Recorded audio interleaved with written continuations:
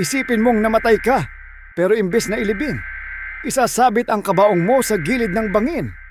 Bakit?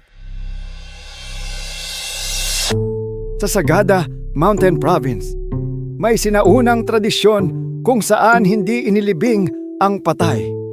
Isinasabit sila sa matataas na bato gamit ang lubid at kahoy. Ang paniniwala, mas mataas ang kabaong, mas malapit sa langit ang kaluluwa. At ligtas raw ito sa mga hayop at masasamang espiritu.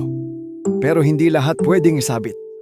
Kailangan mong maging isang respetadong elder na namuhay ng marangal. Oo, elite ang patay dito. Kung ikaw ang tatanungin, gusto mo bang isabit ang kabaong mo sa bangin? O ilibing sa lupa gaya ng karamihan?